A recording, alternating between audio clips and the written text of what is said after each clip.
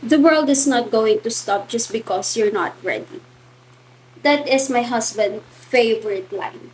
He say that all the time. And I agree with it. I definitely agree with it.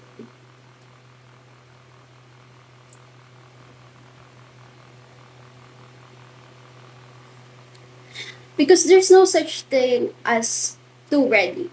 Kasi hindi mo naman alam kung kailan magkakaroon ng aksidente, di ba? Unless manguhula ka. Manguhula ka ba?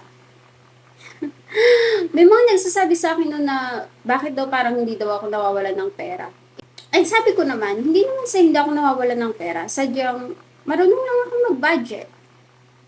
And actually palagi naming topic yan ng asawa ko. Yung about sa pagiging magastos ng mga Pilipino.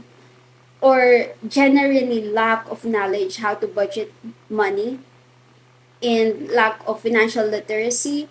Kasi sabi niya, yung may mga brand daw sa atin na branded dito, tulad ng Forever 21, Lacoste, Blue Navy, yung mga brand na yon ay hindi na pinapansin sa US.